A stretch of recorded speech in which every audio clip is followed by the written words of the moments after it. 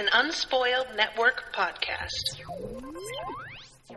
This is Spoil Me, covering Deep Wizardry and High Wizardry. In these chapters, we finally wrap up the previous book, Deep Wizardry, with a sort of melancholy ending that feels very appropriate to the losses suffered in that book. And we start High Wizardry, in which I start to suspect maybe Dairine is going to be a big bad. Welcome to Spoil Me.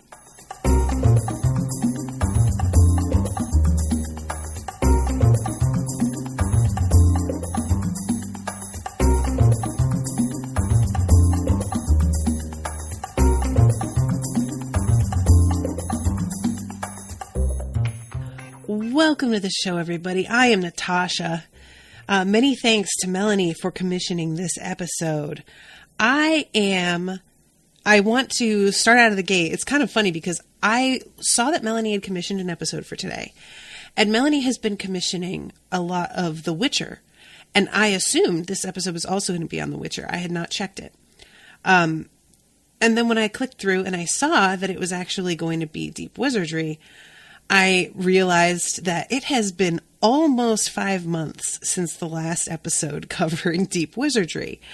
So what she had said when she made the reservation was finish Deep Wizardry and start on the next one. But because it had been so long, I told her that I was going to start on the next one, but I wouldn't go as far into it as I usually do, because I really did need to go back and reread the previous chapter before the first one. The first chapter to start off this episode is Heart Song, which is the final chapter of Deep Wizardry. But the chapter that I had to reread was the Song of the 12, which is a pretty long chapter. But I had totally forgotten exactly what happened. All I remembered was that Big Shark Man sacrifices himself. So I just want to give you guys all a heads up on why I decided to cover not quite as many pages as I normally do, but I still think that there's plenty to talk about. Devin is saying, I'm so sorry about that. Not your fault. Devin, anybody can commission episodes. It's not just up to you. But I just want to let you guys know that because of having to go back and reread when a lot of time has passed. And she made this reservation before this had happened, and it's fine because I was so close to the end of the book. But from here on out, I have instituted a 2-month maximum in time between commissions. And if more than 2 months goes by, I'm going to say that something is basically closed for further commission, because it takes a lot more time to go back and refresh myself. And sometimes I feel like I'm not doing whatever subject matter I'm covering. It's I'm not doing it justice because everything is so foggy. And I feel like people who are listening to one episode right after the other aren't going to be getting quite the coverage that it deserves or that they are looking for, because certain details that would ordinarily be fresh in my mind that I would put together aren't going to make sense to me. So I just wanted to let you guys know that that's the thing that I'm starting to do. And I think 2 months is a good break point. And hopefully that won't, the only thing that has been affected by that so far is Iron Druid. And that is something that hasn't been commissioned consistently for ages now. And frankly, I didn't love Iron Druid. It was fine, but it wasn't my favorite. And it could be kind of frustrating. So I'm fine with that one being shelved. But I just wanted to let you guys know that. And I'll probably mention this in the next recording that I do as well, in case people aren't listening to everything. So anyway, on with the show. So I want to recap the previous chapter that I reread. Because the Song of the 12 is a pretty intense chapter that is kind of heartbreaking. We have, and I don't like to call, the different names of the whales are so, sorry guys, that was my Bluetooth speaker turning itself off. The different names of the whales are so strange and hard to pronounce that I hope you can forgive me for kind of fudging it a little bit. But Sri is the one who had been the ringleader, basically, who organized everything. Ariane, I think is how you say it, is the one who basically caves to temptation. And it's really hard to read because Ariane's reasons for caving to temptation are so understandable. And it's so hard to fault her. Like, I can definitely fault her for accusing individual people of something. But at the same time, it's sort of like racism, in which maybe an individual person hasn't been specifically racist towards you, but because they are a member of a group that benefits from a certain kind of privilege, you can't separate them from the overall system of what was done to you or what happened to you. So Ariane is looking at Nita and at Kit in this way that's like kind of offensive to me as a human. And then I have to stop and really assess the fact that, like, I might not be physically out there dumping garbage and toxic waste into the ocean, but I'm definitely out here buying like tons of plastic products and throwing things into the garbage in quantities that are probably like careless. I would love to be able to say that I am a conscientious person, but that's not really true. And part of that is a product of poverty, right? Not that I'm impoverished, but when you are somebody who doesn't have a lot of resources, you just have to do what you can and get by in life.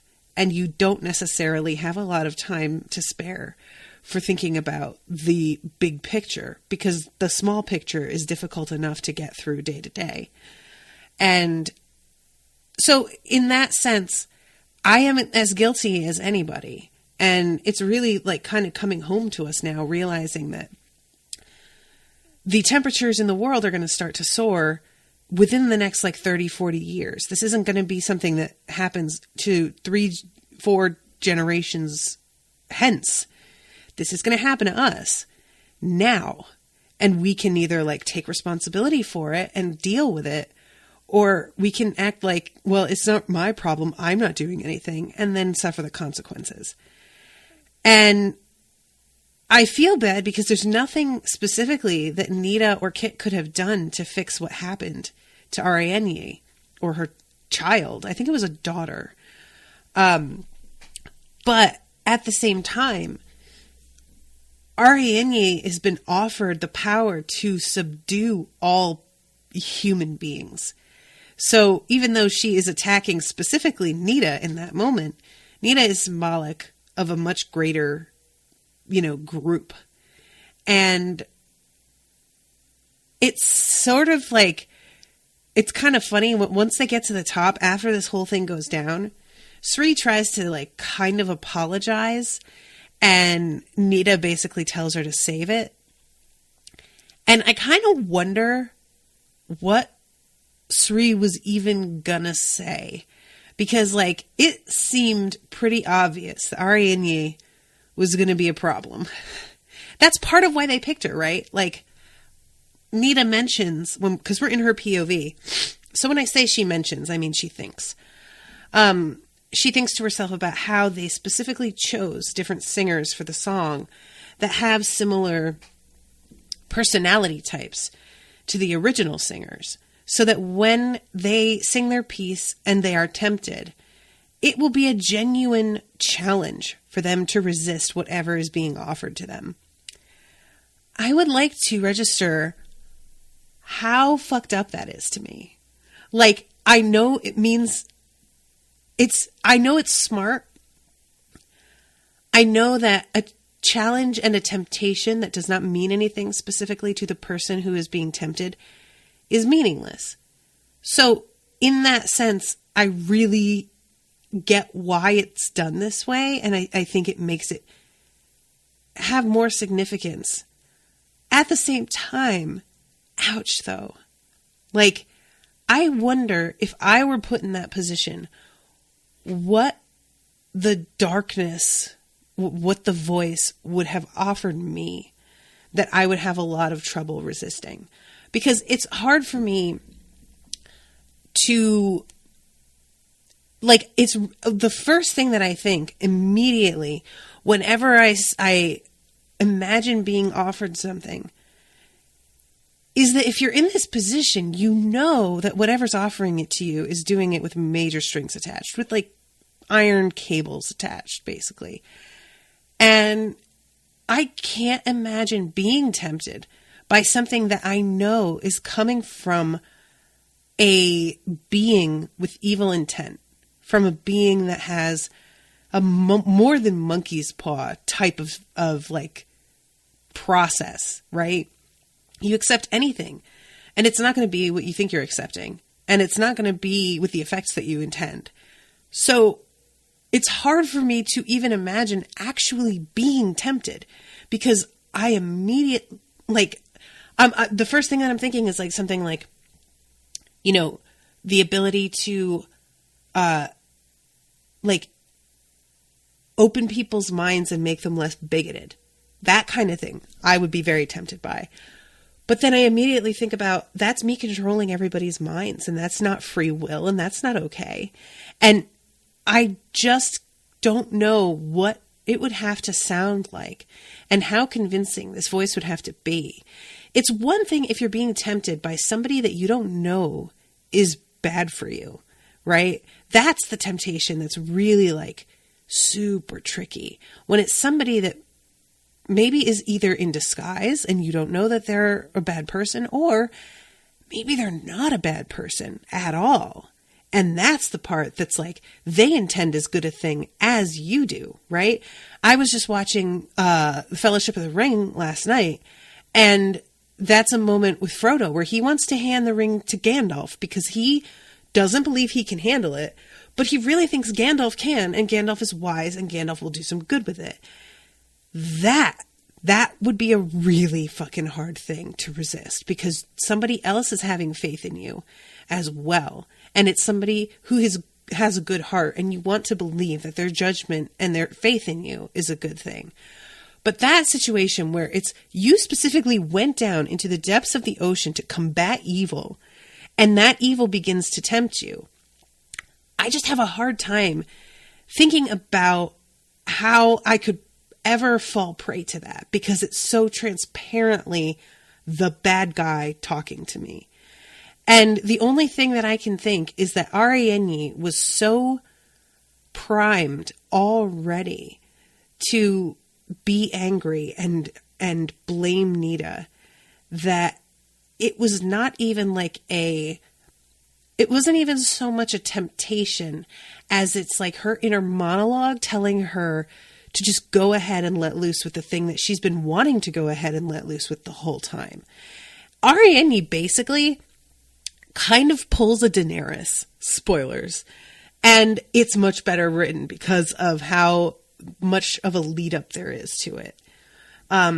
Sea Star is over here saying, the biggest magical temptation for me, the source of my deep bitterness of thwarted desire, would be the ability to become a sapient sea creature. If I was a whale or could become one by magic already, I don't know what could tempt me. Interesting. So it's not for you, the fighting against evil. It's that I'm a whale already. I already know what I need. I'm done.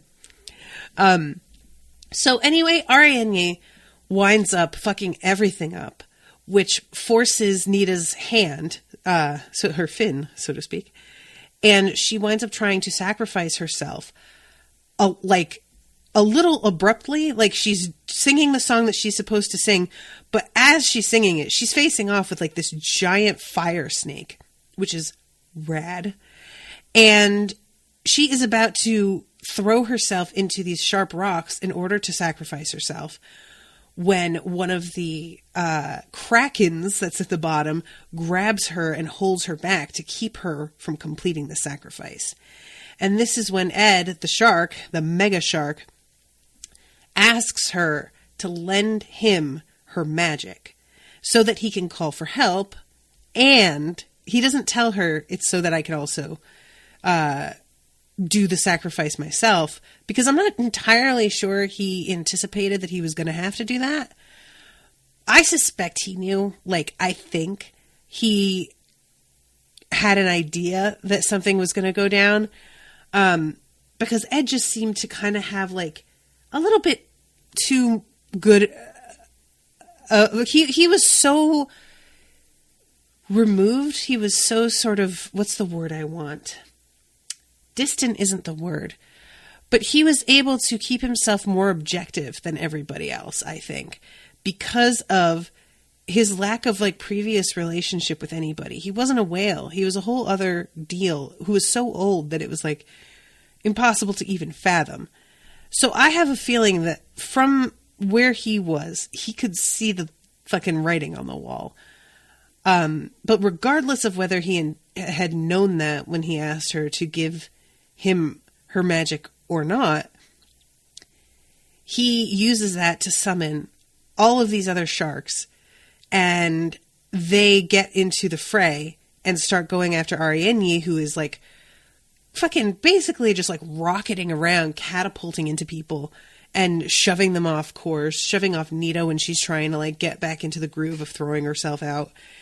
And in the end, he winds up attacking the fire snake, and he sings the song beforehand and burns to death, and that is his sacrifice and the completion of the song.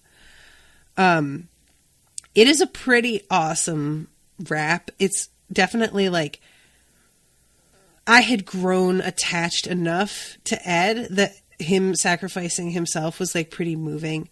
I feel like anybody else, obviously, it just wouldn't have meant the same, not only because of the attachment that I had to him as a character, but also how old he is already, that he has come all this way and has lived for so long.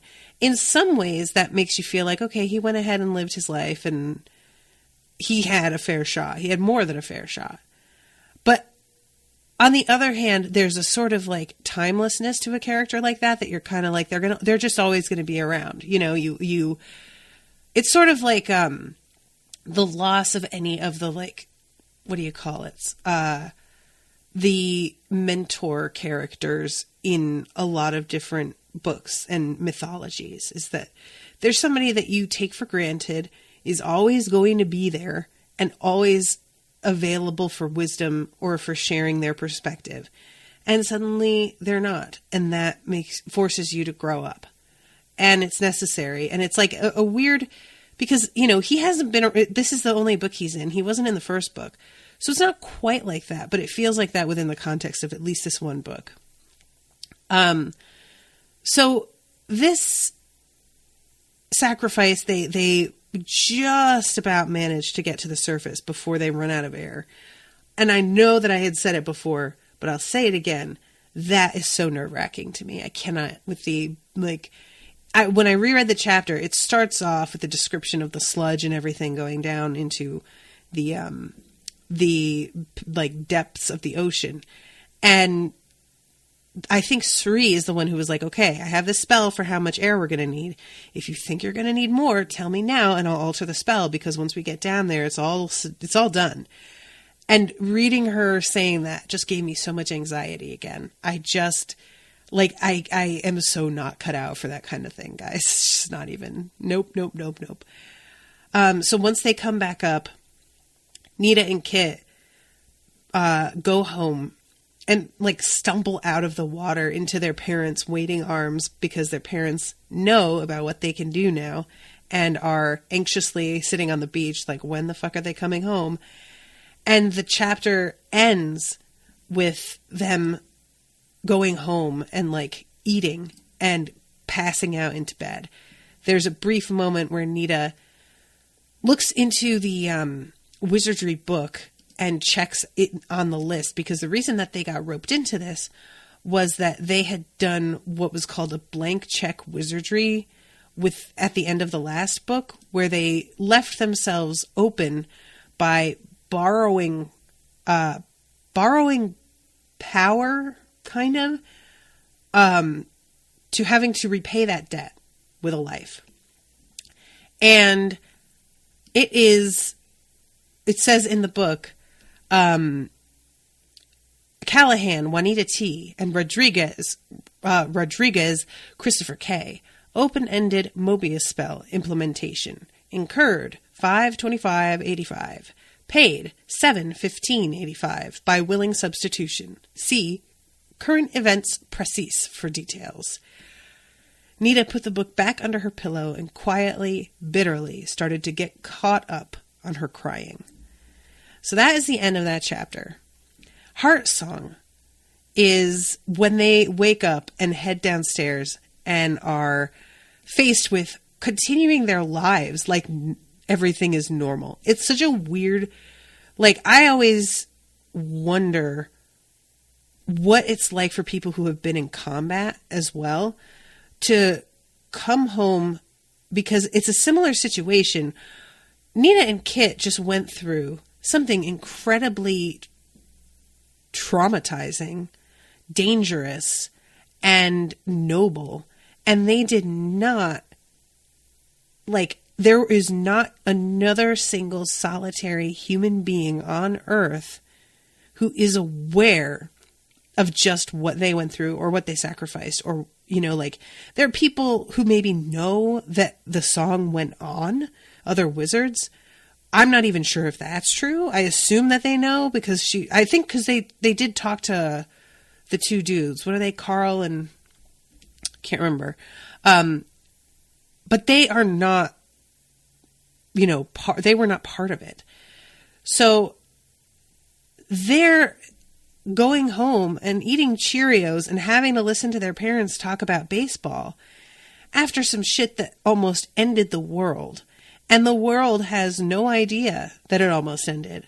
And everybody's just going along their daily shit. And I wonder what it's like for people who are in combat and come home to a family who is so unaffected and so unaware of what it was that almost happened. If you were involved in something that, like, you know, came close to home or could have, it just must be very isolating and probably surreal as well. C-Star is saying, maybe it is, there are so many wonderful chapters, it's hard to choose. I'm confused. Oh, that the Song of 12 is her favorite part of her favorite novel. Carl and Tom, thank you. Okay, so when she comes and sits with him, I was really surprised. He says that he is going to go and take the whale sark back. Now, this is something, again, that I could not relate to in the previous chapter. Nita can tell that something weird is going on with Kit as they're heading down. And I immediately, like, when we are told what the whale sark does and what the dangers are of it, again, anxiety kicks in, and I'm like, well, that sounds super terrible. I'm definitely going to be on high alert for anything like that happening. And there are a ton of hints that that's what's going on as they head down. Nita is thinking to herself, when she hears some of these, like, red flags, I'm pretty sure that means something, but I can't remember what. And I'm like, girl, what do you mean you can't remember what? Come on, this is like the main event. Are you kidding me right now? But it turns out, if she had noticed, like if she had remembered, she might have kept him from going, and they might have missed doing the song entirely. So, on the one hand, I was very frustrated with the fact that something that significant just sort of slipped her mind. That felt a little unbelievable to me. But on the other hand, if it had not slipped her mind, she would have probably not been able to complete the task. So I can't help but wonder if she hadn't sort of put things out of her mind on purpose in order to just get the job done. But he has to return the whale sark. And for me, I was just really startled at the fact that, like, they are that willing to get back into their whale shapes and go swimming again. I would have just been like, F that, I am done with the ocean for a little while. But that is not what they are like. They change over and they go out and bring the whale sark back. And he is talking to her as they head out. He says, you notice our reward for hard jobs seems to be that we get given harder jobs even. Problem is, we like the hard jobs. Kit, they're going to keep doing that. The powers, they'll keep doing it until one day we don't pull it off.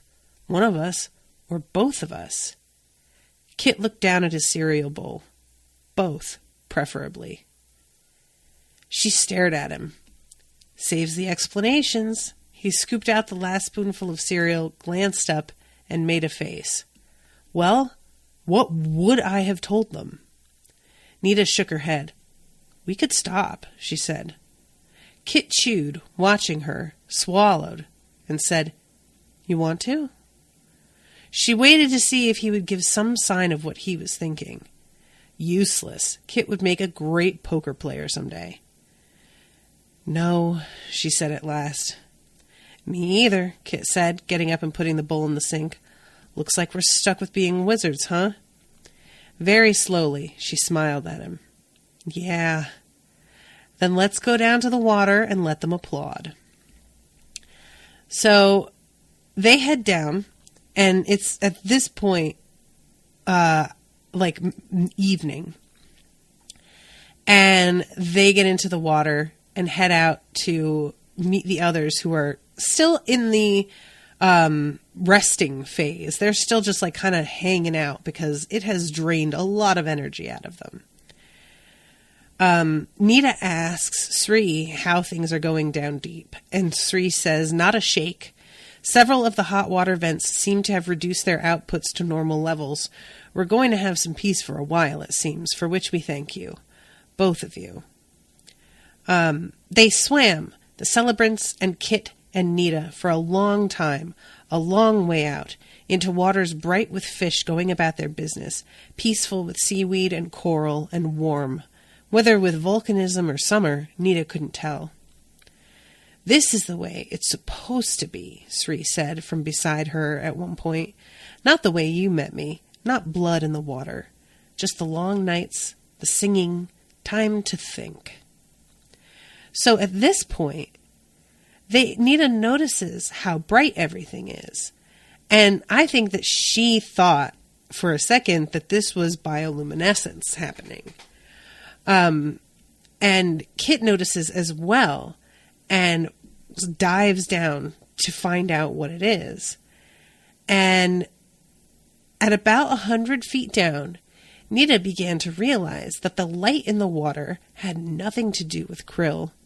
Of itself, the water was burning, a harmless, warm radiance that grew stronger and stronger in the greater depths.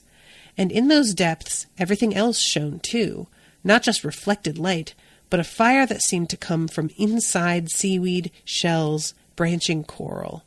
Song echoed in that water, sounding at first like whale song, but slowly Nita began to hear something else in the music, in a way that had nothing to do with hearing. Expressions of growth, of power, of delight, but no note of limitation, pain, loss. She found herself descending into timelessness, into a blaze of meaning and purpose so bright it could have blinded the heart, had the heart not become stronger every moment, more able to bear it. So everything surrounding her is like this, a light somehow. And at one point she looks up and she sees that Ed is here, made of light. What? It's like he has ascended, right? By his sacrifice, he has managed to continue on somewhere else. Kit was silent, not knowing what to say.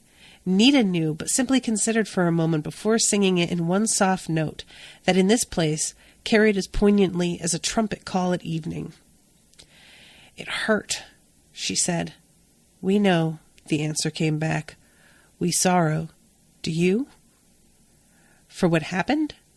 No, for who you are now, the person you weren't a week ago. No, No, Kit said. Would you do the same sort of thing again? Yes, if we had to. Then there's no guarantee this won't happen again. Not that we could offer you any. Hope, like fear, comes from within. Nita nodded. There was nothing sorrowful about the pronouncement. It was as matter of fact as anything in the manual. So she looks up and she sees Ed swimming by. On he went, out of sight, in unhurried grace, the true dark angel, the unfallen destroyer, the pale slayer, who never really dies, seeking for pain to end. Nita turned to Kit, wordless. He gazed back as astonished and delighted as she. Okay, Kit said. Bring on the next job. She agreed. So, that is the end of Deep Wizardry. And I love that. They're both given like a sign basically that, yes, this person sacrificed and yes, you are going to miss them. But they're still living on somehow. And that's, that's kind of everything, right? Like we are all just looking for like confirmation or some sort of promise that things are not over when they're over. Really, that's what a lot of us are looking for. We don't want death to be the end. And whether or not that's actually true, they're being shown that somewhere, something like Ed continues, whether or not it's really actually Ed, at least a memory of Ed, something that is in honor of Ed, is going to continue on. So I really liked that as an ending and as the thing that sort of galvanized, like, not that they had both been doubting whether they wanted to keep doing what they're doing, because they both had already said they want to continue, but that this really hammers home how worthwhile it is. So then we start the second book, High Wizardry. And I did the first 2 chapters for this book. So we have epigraphs. And these are the first page before the first chapter. It's a series of poems taken from a couple of different authors. The first one is Robert Frost. I'd like to get away from Earth a while, and then come back to it, and begin over. May no fate willfully misunderstand me, and half grant what I wish, and snatch me away, not to return. Earth's the right place for love. I don't know where it's likely to go better. And then C.S. Lewis writes, where, except in the present, can the eternal be met? And the next one says, those who refuse to serve the powers become the tools of the powers. Those who agree to serve the powers themselves become the powers. Beware the choice. Beware refusing it. Book of Night with Moon. Fire over Heaven. Tetrastick. What is that? XIV. Guys, help me out. That's 16? 14. 14, right? I'm so bad with Roman numerals. That was one of those things that I was always like really embarrassed because everybody else seemed to get it immediately and I did not. So, those who refuse to serve the powers become the tools of the powers. Those who agree to serve the powers themselves become the powers. That seems significant in light of what happens in these first 2 chapters. So we start off this book with Nita waking up because Dairine is going bananas because their new Apple computer is being delivered. Everybody, I relate to this. Hello. As somebody who recently got a new computer thanks to the generosity of strangers, I was on tenterhooks all goddamn day. And when it arrived, I like took a million pictures and kept updating everybody on what was going on.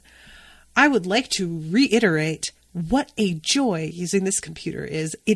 There is no fucking contest. It is so much better, you guys. Thank you. And it's described which computer it is. It's like an III C plus or C3 plus, something like that, which I looked it up because I was curious what it would look like. And it turns out it is not a real model. It's like, kind of meant to be the model that comes after one that did exist. So I was a little bummed because I wanted to get an exact idea. But what did exist is pretty close. And it's just one eye away, the name of it. So I have no problem telling you that, oh man, it is goofy as hell. It looks like, it's funny because I forget that there was a time when Apple computers did not look significantly different in design from a regular Windows computer. And they were just such sad beige blocks of plastic. It's just terrible. But it's 1985. Like, the fact that they're getting a computer at all in 85 is a pretty fucking big deal. Like, I don't think that I got my first computer until I was maybe 12, I think. And I was born in 84, so that's 96. And ours was pretty terrible, and it was a big deal that we had one. So, yeah, it was, they're ahead of the curve by quite a lot. So Nita, I'm sorry, guys. There's a comment here from Devin. He says, okay, I'm not sure which edition of High Wizardry you'll be reading. I'm sure it'll be a newer edition if it's an ebook. But starting here, time starts getting weird. The first 3 books are very dated, obviously taking place in the 80s. In the late 90s, Diane Duane started putting out new books and started updating the older ones. High Wizardry is where you really notice it. Interesting. Yeah, because I am reading the Kindle. But whatever it is that she, like this one, according to the search that I did of the model that she claimed the computer was, it was in like the mid 80s. So as of right now, it feels like she's sticking with that. But I don't know if by you mean putting out new books and started updating the old ones, if you mean like she's trying to sort of make them take place in a slightly more modern era. Jumping ahead in time a little bit, but I'll be interested to see because, like, obviously at the end of the last book, there is the note in the book that's actually dated with the year. So I wonder how she decides to handle that. But he says, so it may be the next book where it gets noticeable. All right, well, I'll keep an eye out. So Nita wakes up. She had, at first, like when her sister's going crazy, she casts a mute spell to keep the sound from coming in so that she can keep sleeping.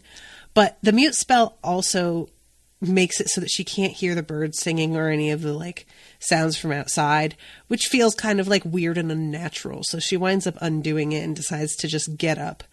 And there's this bird outside, a cat bird, that she sends off with a message to get Kit to come over. And it's really funny. I had forgotten completely about the fact that they can talk to animals. Like, I just totally, the fact that they were able to talk to the whales was one thing because they were in that form as well, and it was part of this huge mission. But I completely forgot about how there are, like, trees that Nita can chat with and whatnot. That remains to me so cool. And I'm reminded now of the fact that, like, in the previous book, Kit was talking to doorknobs and shit. Like, honestly, this is such a fun idea. So she sends a message to Kit to come over and see the nonsense, which is her parents trying to put together a computer. Now, I want to really mention how adorable it is. Not that her parents have no idea what they're doing, because that's totally understandable. It's adorable to me that in this era, the order in which you plugged things in mattered that much. Because nowadays, you just plug things in, and then you plug them into power. Boom, done. It's really not it's not a big deal. But they are like so convinced if they attach things in the wrong order that they'll literally like blow the computer up. And I remain unconvinced that they are wrong about that, because it is 1980 something and I don't know how it worked back then, and that is certainly possible. There are all kinds of things about computers that used to be true that you could not do or do. And it is, we have just come such a long way where I can basically unplug this entire computer and replug it in. And once it restarts, it'll be like, do you want to open all of the apps and windows that you had open? And it'll be like nothing ever happened. Like it's not, but at one point that would happen and the fucking hard drive would like fry because it was like, oh, what did you do? So I find this particularly amusing. Meanwhile, Dairine is like completely ignoring their arguing with one another about what's going on and going ahead and like putting in the floppy disks and whatnot to start the game that she wants to play, which gets them very agitated. But before we do that, Nita is getting ready to go downstairs, and she notes that the book, the Wizard's Manual, on her dresser is sitting there and is open. And she notices that it's open to the Wizard's Oath. And she thinks about why it's open and realizes that her sister probably went through her stuff and went and looked at her book. And she's kind of irritated by it. Like, she realizes that, Dairine is a very curious person. Nosy, one could even say. But it's really like when she sees the oath that the page is open to, it kind of stops her and makes her be like, okay, you know what? Actually, the fact that it's open to this is probably a good sign. I immediately was like, is it? Because she really immediately jumps to, and I'm going to find the spot here. I'm trying to find exactly how she words it. Yeah, here it is. Maybe this isn't so bad after all. She's been pestering me with questions about wizardry ever since she found out there really is such a thing. She thinks it's all excitement, but the oath is heavy stuff. Maybe it threw a little scare into her with all the stuff about time's end and doing what you have to no matter what. Be a good thing if it did make her back off a little. She's too young for this. Girl, does she remember being Dairine's age? Because absolutely nothing would have kept me from accessing my power if I found out I was a wizard at Dairine's age. I don't give a shit what kind of oath you made me swear. I would be too young to understand the full import of what it meant. Dairine is really smart, sure. Book smart. She knows things. She's educated herself. She is advanced. But that doesn't mean that she has the impulse control or foresight or objectivity or experience to draw from for wisdom that you get when you're a little bit older. Honestly, I have been saying that Nita and Kit are both pretty unusual for their age in that they take this as seriously as they do. It really is, like, considering everything, Nita was ready to literally sacrifice her life. She was really willing to die for what she believes is the right thing, wholeheartedly. I do not see most kids her age prepared to take that leap. Like, there is no way Dairine would be ready. Dairine would really, she would be the one that would be trying to figure out what the loophole was right up until the last second. She would be sure that there was a way out of it, and she would agree to it, intending to find that loophole before it came to pass, because she was sure that she could just say what she needed to say at the time and then be able to wriggle backward out of it at the last second. And you know why I say that? Because that's me, baby. Honestly, I'm not trying to be like too hard on myself or anything, but I am most definitely somebody who like assumes that there is a better, easier way to do something, and I will say what I need to in the moment to get it to happen, and then I will retroactively try and figure out how to fix it or undo it or whatever, because I have been able to do that so much of my life. As they say, it's easier to ask forgiveness than permission, right? Whoever came up with that phrase is so correct. And I really operate with that in mind a lot. And it's not a great way to live. It's not super honest. It's not honest to the people around you.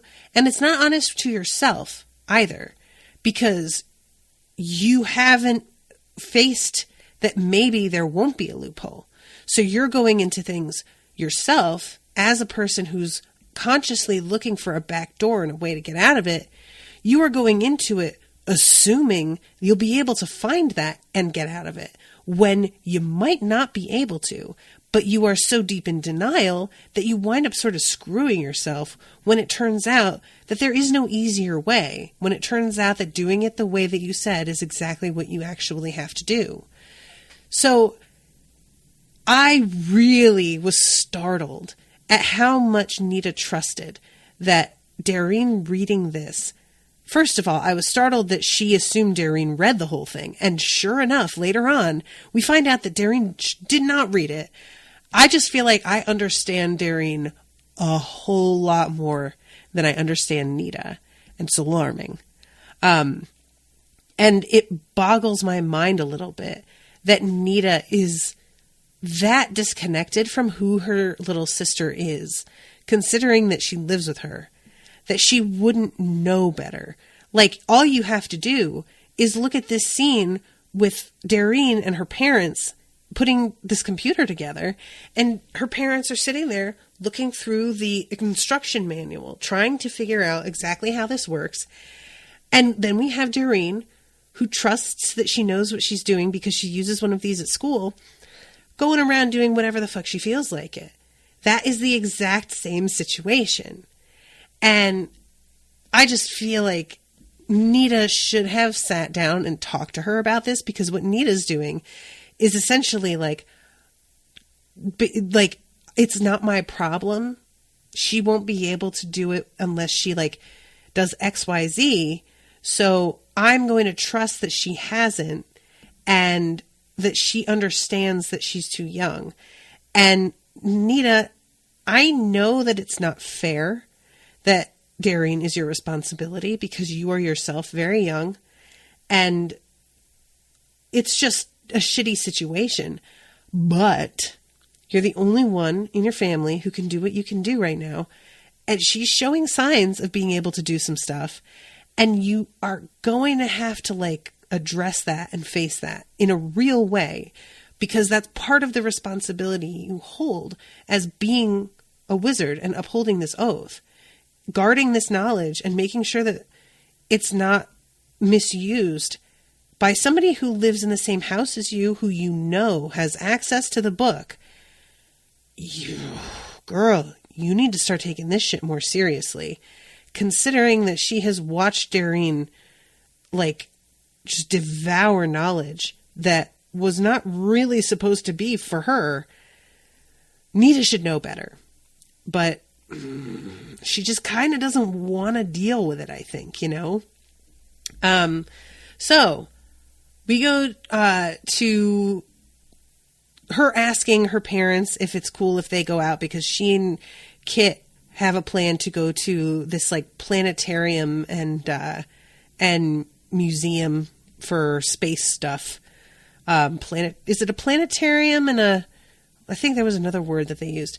And they are about to just head out on their own when their parents note that Dairine is fucking with stuff, and her dad grabs Dairine and pops her out the back door and is like, "You're taking her with you."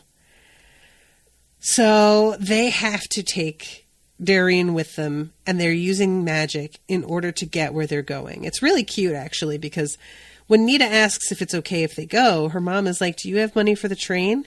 And Nita has to be like, "Mom, we're not going to take the train. Like, that's not how this is working." And her mom has to be like, "Oh, yeah, you can do magic, right?"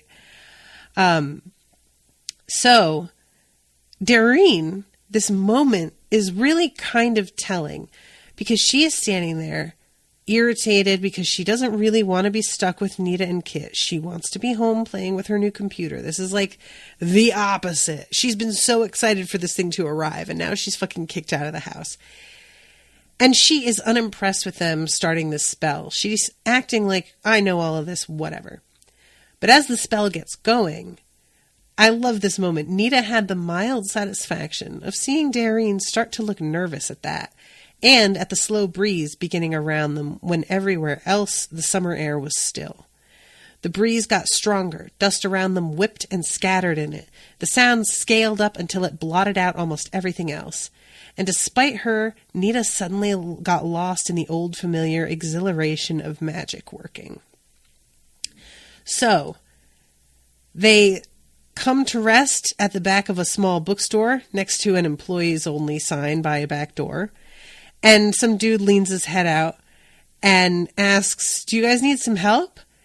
Because he hears them, but he thinks it's like something that fell off of one of the shelves. Nita and Kit said, still in unison. "X-Men comics," said Dairine, not missing a beat. "Up front on the right in the rack," said the small man, and vanished through his door again. "Hope they have the new annual," Dairine said, brushing dust off her shorts and Admiral Akbar shirt and heading for the front of the store. Kit and Nita glanced ruefully at each other and went after her. It looked like it was going to be a long day. So, yeah, this bitch is totally unfazed. She's here like, "All right, so, yeah, we're here. Magic, whatever." Like, it's just so not even... So then we start Chapter 2, called Passwords, in which we get a little insight into why Dairine is the way she is. And it's a little simplistic, but honestly, sometimes life is simplistic. Sometimes when we talk to a therapist and find out what shaped our understanding of the world, it is so obvious that we can't believe we didn't see it. So this chapter begins with, like so many other human beings, Dairine had made her first major decision about life and the world quite early. She had seen Nita, then 5 years old, go away to kindergarten for the first time, and at the end of the day come back crying because she hadn't known the answers to some of the questions the teacher asked her. Nita's crying had upset Dairine more than anything else in her short life.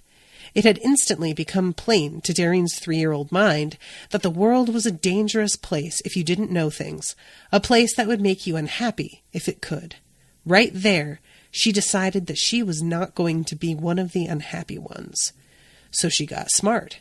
She started out by working to keep her ears and eyes open, noticing everything.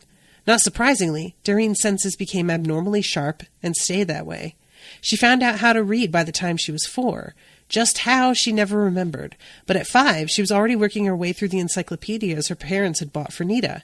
The first time they caught her at it, reading aloud to herself from a Britannia article on taxonomy and sounding out the longer words, her mom and dad were shocked, though for a long time Dairine couldn't understand why. It had occurred to her that you could use what you knew, use even the knowing itself, to make people feel things, perhaps even to make them do things, which is like right on the edge of magic right there, isn't it? For fear of her parents being upset and maybe stopping her, until she was 5 or so, she kept her reading out of their sight as much as she could. The thought of being kept away from books terrified her. What moved Dairine most was sheer delight of learning, the great openness of the world that reading offered her, even though she herself wasn't free to explore the world yet. But there was also that obscure certainty buried under the months and years since the decision that the sure way to make the world work for you was to know everything. Dairine sat home and busied herself with conquering the world. Eventually, it came time for her to go off to kindergarten. Remembering Nita, her parents were braced for the worst, but not at all for Dairine's scowling, annoyed response when she came home. "They won't listen to what I tell them," Dairine said. "Yet." And off she went to read, leaving her mother and father staring at each other. Okay. Alarming. Hi, that's a fucking red flag. Hello. They won't listen to what I tell them. Good God. That is, like, the whole, like, being precocious and learning how to read early and whatever, like, there are a lot of kids out there who can do that. Like, it's not, but that particular sentiment in itself is very revealing and unsettling. Don't like it. I mean, depending on who you are, like when I went to kindergarten, and I'll never forget this, we were reciting the alphabet song, and I remember distinctly being like, oh my God, are we doing the alphabet song again? Guys, I can read. What are you doing? And going home and being like, we keep singing this stupid alphabet song, and my mom laughing because she knew that I was bored. But, like, what can you do? But I wasn't like, these fucking teachers don't listen to the things I tell them to do. Like, that is supervillain type shit. So she continues learning and being way ahead of the curve, but her parents don't want to have her skip grades. And they think it would be really good for her to be around kids her own age. And Dairine, you would think, would be opposed to this because she wants to be advanced. But, again, alarm bells. They thought it would be better for her to be with kids her own age. Dairine laughed to herself over this, since it made school life utterly easy for her. It also left her more free time for her own pursuits, especially reading.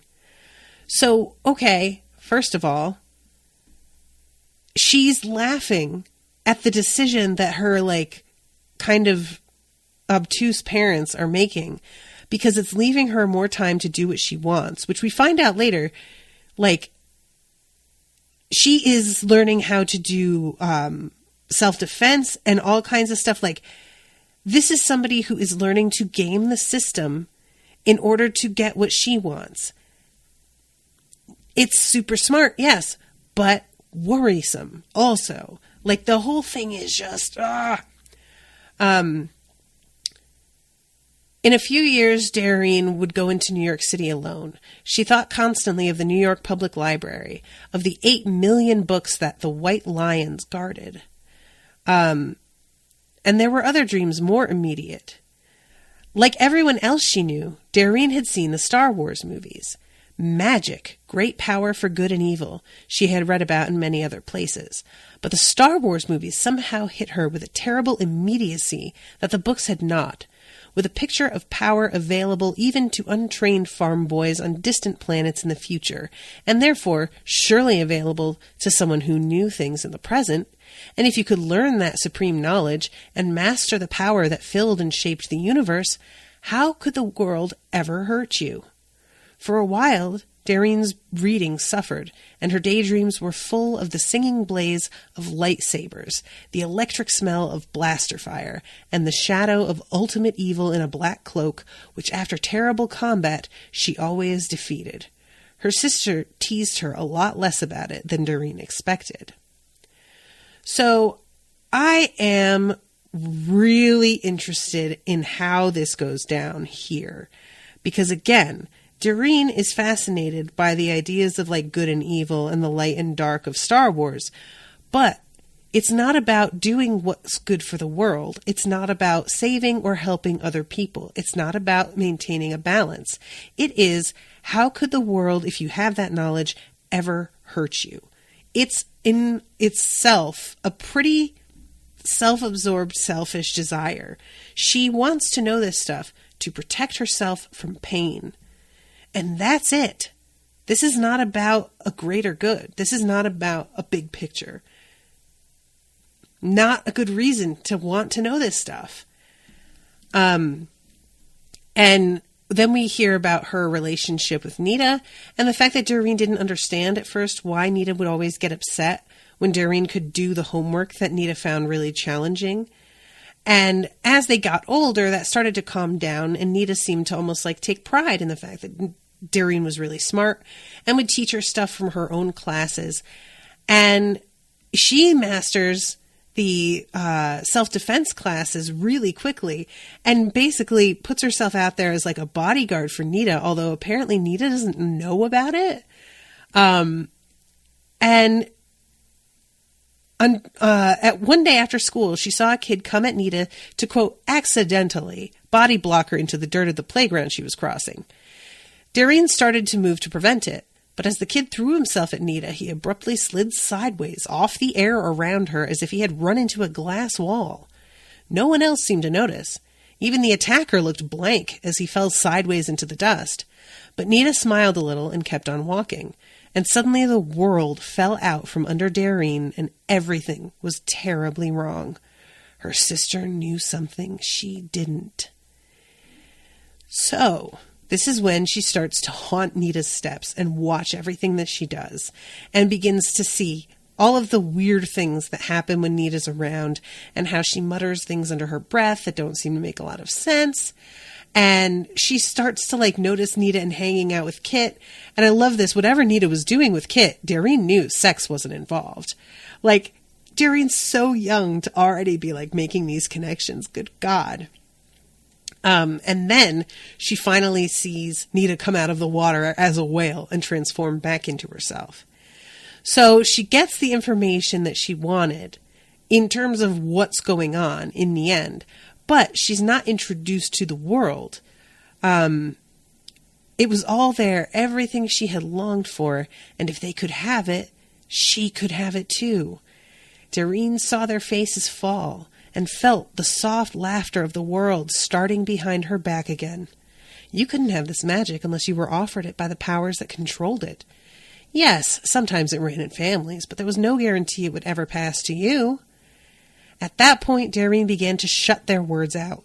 She promised to keep their secret for the time being and to cover for them as best she could. But inside, she was all one great frustrated cry of rage. Why them? Why them and not me?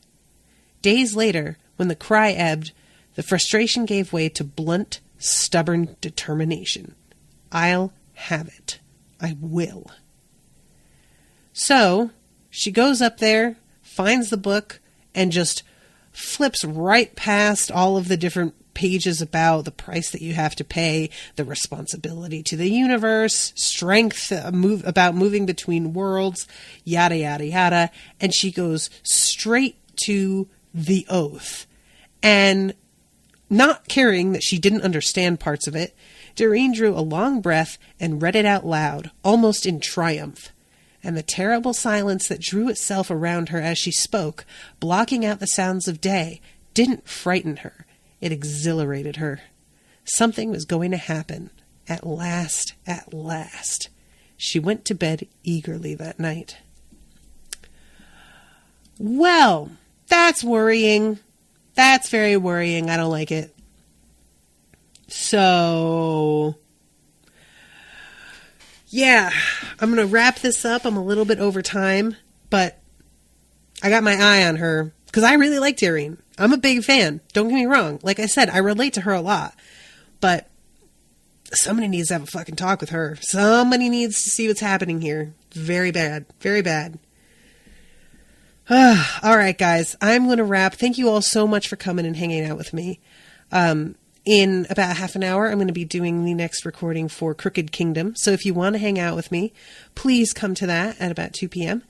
And I hope that you all are enjoying this coverage. Thank you again to Melanie so much for commissioning this. Really appreciate it. My apologies for not reading further on, but I really did need to do that recap of the previous chapter. So I hope you guys can bear with me on that. And thank you to Devin and C Star and Melanie. And I think that's everything. Oh, Rosalie is here also. So thank you to all of you for coming. Yay. All right. Bye, guys. Toodaloo, motherfuckers.